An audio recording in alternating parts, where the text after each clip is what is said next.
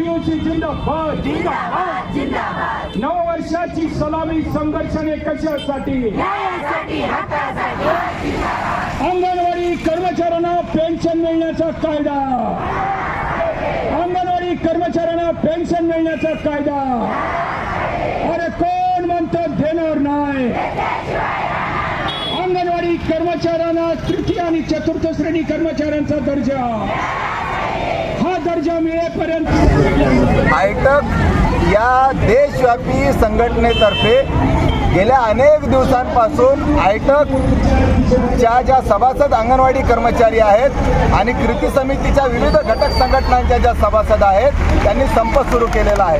आपण बघितलंय की नागपूरला एक मोठा अभूतपूर्व विराट मोर्चा झाला आणि संप सुरू झाल्यानंतरही अजून सरकारने चर्चा केली नाही. एकनाथ शिंदे जे मुख्यमंत्री आहेत त्यांनी निवेदन स्वीकारलं आणि मुंबईला 20 तारखेला त्यांनी वेळ दिला.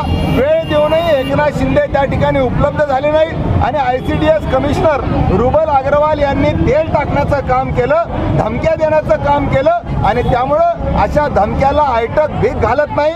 त्या धमकीच्या पत्राला आयटकनं जाळण्याचं काम महाराष्ट्रभरात मागच्याच आठवड्यात केलं आणि आज संपूर्ण महाराष्ट्रभर जेल भरोची हाक दिलेली आहे आणि त्यामुळे यांच्या जेलमध्ये किती जागा आहेत हे बघणार आम्ही आहोत आज. आणि या ठिकाणी आम्ही भीमा कोरेगाव शौर्य दिनानिमित्त आम्ही थोडंसं पोलिसांना सहकार्य म्हणून आम्ही जेल भरोच्या ऐवजी धरणे देण्याचं काम या ठिकाणी केलेलं आहे. आपण बघतायत शेकडोच्या संख्येने या ठिकाणी महिला उपस्थित झालेल्या आहेत आणि जर पेन्शनचा निर्णय सरकारनं घेतला नाही, जर पगारवाढीचा निर्णय सरकारनं घेतला नाही तर मंत्रालयाला घेरण्याचं काम देखील आम्ही करू.